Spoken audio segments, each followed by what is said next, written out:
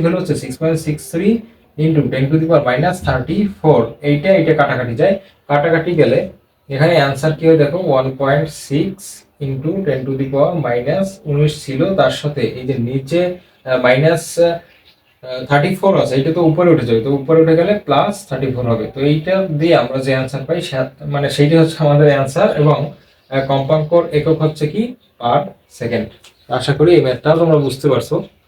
তো এই গেল আমাদের এই টপিকটা। এর পরবর্তী টপিক দেখবো, তারপরে এইভাবে আমরা কিন্তু মানে এই টোটাল চ্যাপ্টারটা শেষ করে দিব। তো ধৈর্য সহকারে আমাদের সাথেই থাকো। তো এবারে আমরা দেখবো এই চ্যাপ্টারের টপিক 5, এক্স রশ্মির নির্গমন। তো দেখো ভাইয়া, আমরা বাম সাইডে একটা চিত্র দেখতে পাচ্ছি।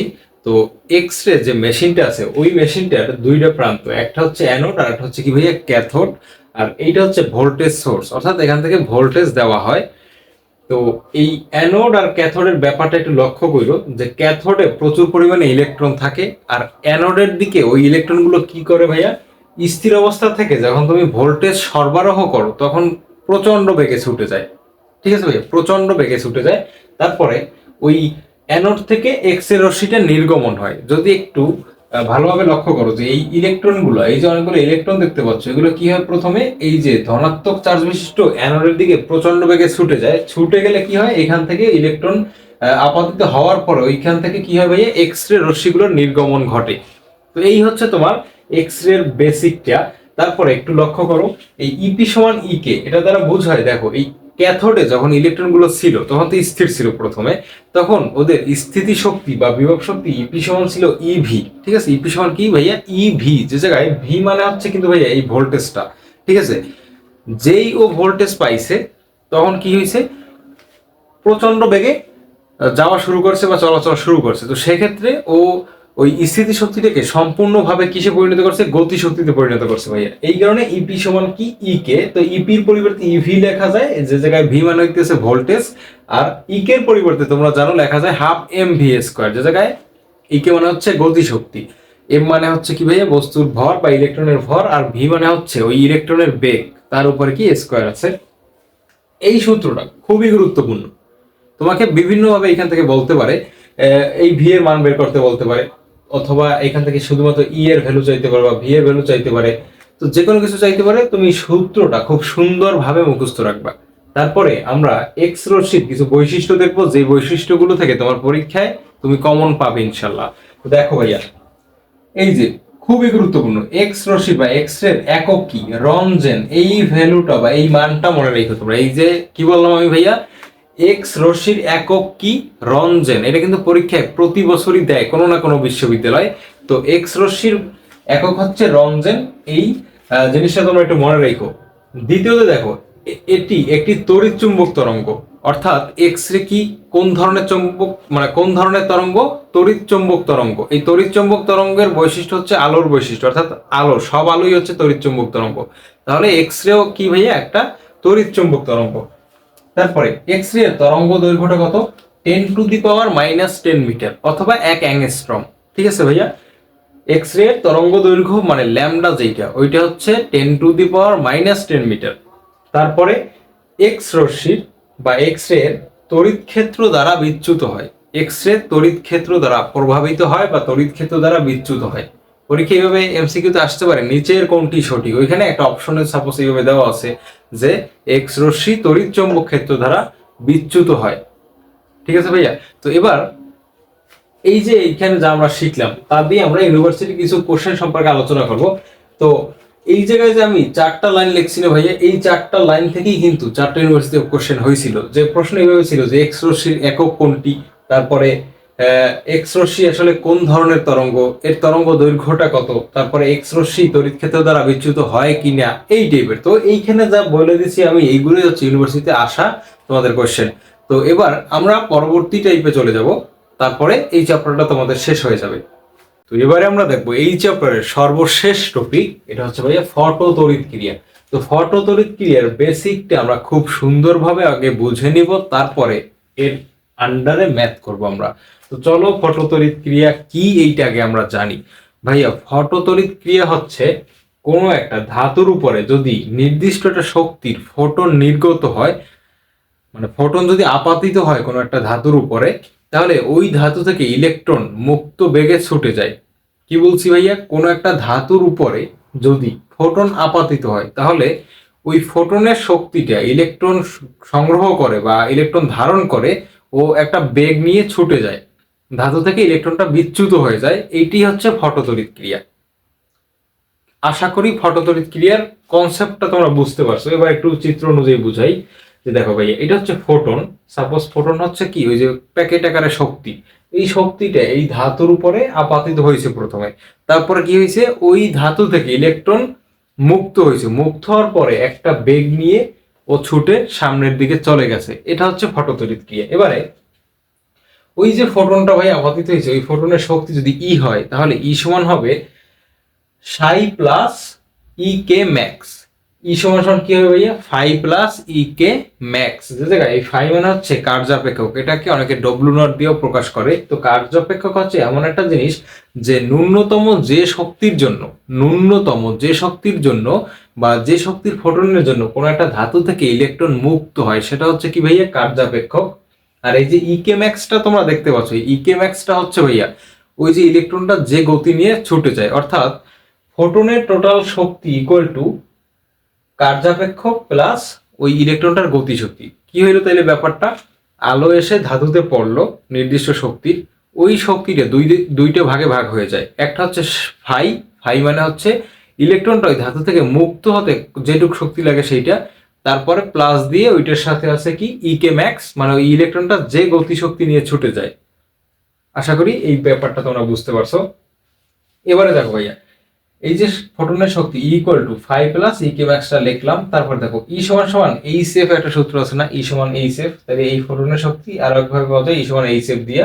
আর এই যে কার্যাপেক্ষক যেটা আছে সেটাকে কি লেখা যায়, এটাও একটা শক্তি, ওই যে বললাম যে শক্তির জন্য ন্যূনতম যে শক্তির জন্য ইলেকট্রন নির্গত হয়, তাহলে এক্ষেত্রে লেখা যায় ই সমান বা ফাই সমান এইচ এফ নট। যে জায়গায় এফ নট মানে হচ্ছে সূচন কম্পাঙ্ক, মানে ন্যূনতম যে কম্পাঙ্কের জন্য ইলেকট্রনটা ওই ধাতু থেকে বিচ্যুত হয়, প্লাস কি ভাইয়া half M V max square, ইলেকট্রনটা সর্বোচ্চ যে গতিশক্তি নিয়ে ছুটে যায় সেটা।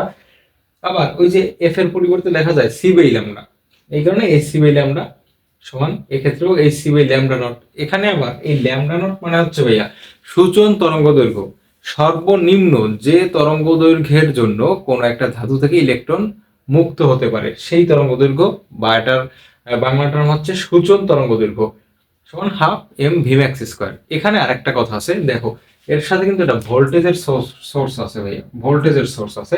তো এই যে ভোল্টেজটা এটা প্রদান করা হয় এই কারণে যে ইলেকট্রনটা তো গতিশক্তি নিয়ে ছুটে যাচ্ছে, এটাকে থামিয়ে দেওয়ার জন্য একটা ভোল্টেজ এখানে প্রয়োগ করা হয়। তো এইটা প্রয়োগ করা হইলে ইপি সমান সমান ইকে, অর্থাৎ একটা ভোল্ট দেওয়া হয় বা একটা বিভব দেওয়া হয়, যার জন্য ওই গতিশক্তিটা কি হয়ে যায় ভাই, থামে যায়। তো যদি থেমে যেতে হয় তাহলে গতিশক্তির সমান সংখ্যক বা গতিশক্তির সমপরিমাণে ভোল্টেজ সরবরাহ করতে হবে, তাহলে ওই ইপি সমান কি ভাইয়া, ই কে।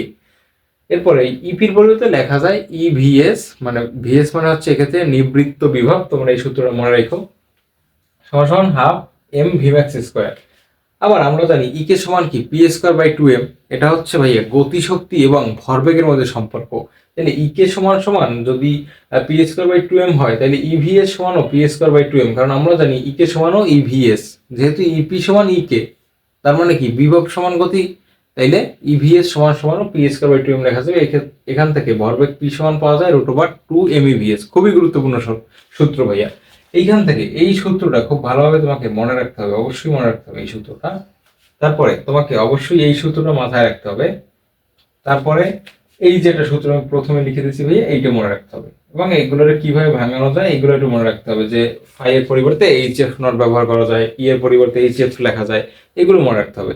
তো আশা করি তোমরা এই বেসিক পার্টটুকু বুঝতে পারছো। এবারে আমরা ম্যাথে চলে যাব। ম্যাথগুলো আমি যদি সলভ করে দিই ধাপে ধাপে, তাহলেই আসলে তোমরা বুঝতে পারবে যে এই টপিকের আন্ডারে ম্যাথগুলো আসলে কিভাবে পরীক্ষার প্রশ্নে থাকে।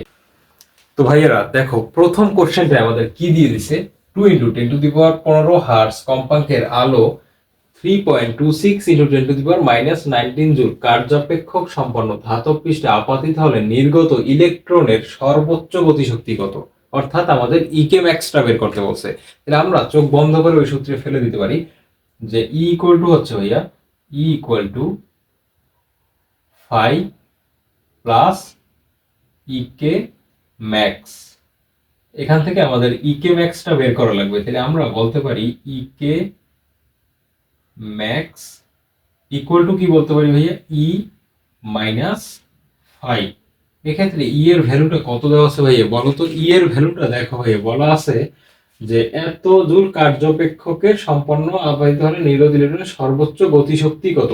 তাহলে ই এর ডাইরেক্ট কোনো ভ্যালু দেওয়া নাই, কিন্তু ই এর পরিবর্তে আমরা কি ব্যবহার করতে পারি, ই নির্ণয় করতে পারি কি দিয়ে, ওই যে এখানে কিন্তু ভাইয়া দেখো তোমার এফ কিন্তু দেওয়া আছে। তাহলে আমরা বলতে পারি ই সমান সমান এইচ এফ। একটু আগে শিখছি ই সমান কি এইচ এফ, ই এর পরিবর্তে এইচ এফ লিখতে পারি, যেহেতু ই ডাইরেক্ট দেওয়া নেই।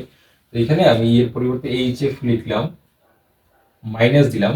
এখানে দেখো এই ফাই আছে, তো ফাই মানে কি ভাইয়া, কার্যাপেক্ষক। ফাই মানে কি, কার্যাপেক্ষক। তো এই কার্যাপেক্ষকটা আমরা ডাইরেক্ট ব্যবহার করতে পারি, কারণ এখানে ডাইরেক্ট ফাই এর মানটাই দেওয়া আছে। তাহলে কত, 3.26 ইন্টু 10⁻−19। তারপরে এখানে আমরা সলভ করি, দেখো এগুলো বসাই দিই। তো দেখো এইচ এর ভ্যালু কত আমরা জানি, 6.63 ইন্টু 10⁻−34। এটা হচ্ছে ভাইয়া এইচ এর ভ্যালু। এবার এফ এর ভ্যালুটার সাথে গুণ দেওয়া লাগবে। এফ এর ভ্যালুটা কত, এই যে এফ এর ভ্যালু 2 ইন্টু 10⁻15, 2 ইন্টু 10⁻15, এইটা আমরা গুণ দিয়ে দিলাম। তাহলে এইচ এফ আমরা পেয়ে গেলাম। এখান থেকে মাইনাস যাবে 3.26 ইন্টু 10⁻−19। তো এবার একটু লক্ষ্য করো তোমরা, এই যে দেখো 6 পয়েন্টের সাথে এই যে এইটা যদি আমি গুণ দিই, দেখো 6 দুগুণে কত ভাইয়া, 12। তো 12 থেকে একটু বেশি আসবে। তো আমি ধরি এটা হচ্ছে 13 পয়েন্ট, বা এটা গুণ করলে আসে 13.26 ইন্টু 34 থেকে 15 গেলে থাকে 19। তো যেহেতু মাইনাস আছে বড়টার সাথে, তাহলে রেজাল্টটাও মাইনাস আসবে। তাহলে -19, এইটা থেকে মাইনাস যাবে 3.26 ইন্টু 10⁻−19। দেখো ভাইয়া 13 থেকে যদি 3 যায় তাহলে কত থাকে, 10। তাহলে 13.26 থেকে 3.26 গেলেও কত থাকবে ভাইয়া, 10.26, সরি 10 ইন্টু 10⁻, কত থাকে ভাই বলো, -19। তো এবারে তুমি এই শূন্যটা চাইলে ওই পাশেও নিয়ে নিতে পারো। তো সেক্ষেত্রে ওর সাথে 1 প্লাস দিতে হবে তোমার। তো যাই হোক, এইটা হচ্ছে এত জুল হচ্ছে তোমার এই ম্যাথের অ্যান্সার। তো ভাইরা এবার দ্বিতীয় কোশ্চেনটা একটু লক্ষ্য করো। বলছে একটা ধাতুর কার্যাপেক্ষক 6.63 ইলেকট্রোভোল্ট, সূচন কম্পাঙ্ক কত? এখানে কি বের করতে বলছে ভাইয়া, সূচন কম্পাঙ্ক। এবং দিয়ে দিছে কি ভাইয়া, দিয়ে দিছে কার্যাপেক্ষক ফাই এর ভ্যালু বের করতে বলছে। আমার সূচন কম্পাঙ্ক মানে এফ নট বের করতে বলছে। আমরা ডাইরেক্ট সূত্র ব্যবহার করতে পারি, যে আমরা জানি phi equal to h f naught. এইটা আমরা জানি। এখান থেকে সূচন কম্পাঙ্ক অর্থাৎ এফ নট এর ভ্যালুটা কত আসবে, দেখো এফ নট ইকুয়াল টু হবে ফাই ডিভাইডেড বাই এইচ, সমান সমান কি লিখতে পারি ভাইয়া, সমান সমান আমরা লিখতে পারি ফাই এর যে ভ্যালুটা দেওয়া আছে 6.63। দেখো এটা দেওয়া আছে ইলেকট্রোভোল্টে। তো ইলেকট্রোভোল্টের সাথে আমরা যদি 1.6 ইন্টু 10⁻⁻19 গুণ করি তাহলে সেটা জুলে চলে যাবে এসআই এককে। 1.6 ইন্টু 10⁻⁻19, তো এটা কেন গুণ করলাম? এসআই এককে নেওয়ার জন্য, জুলে নেওয়ার জন্য। ডিভাইড বাই এইচ এর মান কত? 6.63 ইন্টু 10⁻⁻34। এই 6.63 এই 6.63 কাটাকাটি যায়, সমান সমান আসে 1.6 ইন্টু 10⁻, আগে ছিল -19, তার সাথে নিচেরটা উপরে যোগ হইয়া হবে 34। তো এখানে আমরা টোটাল রেজাল্ট হবে 1.6 ইন্টু 10⁻, কত ভাইয়া? 34 থেকে যদি 19 যায় তাহলে আমরা 15 পাই। আশা করি তোমরা এই ম্যাথটা বুঝতে পারছো যে এত হার্টস অ্যান্সার। ঠিক আছে, সূচন কম্পাঙ্ক। এবারে আমরা তৃতীয় ম্যাথটা একটু দেখি। এই জায়গায় বলছে কি ভাই, একটু দেখো, একটা ইলেকট্রনকে ভি বিভব পার্থক্যের, কি বলছে ভাইয়া, একটা ইলেকট্রনকে ভি বিভব পার্থক্যের মধ্যে রাখলে ই বা ইলেকট্রনের বেগ ভি এবং প্রযুক্ত বিভব পার্থক্যের মধ্যে সম্পর্ক কোনটি? তো আমরা একটা সূত্র জানি যে বিভব আর বেগের মধ্যে আমরা একটা সূত্র আছে যে e v equal to half M v square. যে জায়গায় এই ভি মানে হচ্ছে বেগ, এই ভি মানে হচ্ছে বিভব পার্থক্য। এই ভি স্কোয়ার এই পাশে রাখি, এই ভি স্কোয়ারে যদি আমি এই পাশে রাখি তাহলে ওই পাশে আমি যদি বাকি সবকিছু পাঠাই, ওই পাশে আগে থেকেই ইভি ছিল। ঠিক আছে, আগে থেকেই ওই পাশে ইভি ছিল, কারণ হাফ এম রে যদি আমি ওই পাশে পাঠাই তাহলে কি হয়ে যাবে ভাইয়া?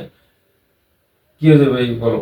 যে এই পাশে একটা 2 আসবে, আর এই যে এম আছে, এম চলে যাবে নিচে, এখানে এমটা নিচে চলে যাবে, তাইলে আলটিমেটলি আসে ভি ইকুয়াল টু √2 EV/m। এটাও কিন্তু অপশনে থাকতে পারে, অথবা তোমার এটাও অপশনে থাকতে পারে, যে কোনো একটা অপশনে থাকতে পারে। তো আশা করছি ভাইয়া তোমরা এই টাইপটাও বুঝতে পারছো। তো এরই মাধ্যমে কিন্তু আমাদের এই চ্যাপ্টারটাও শেষ হয়ে গেল।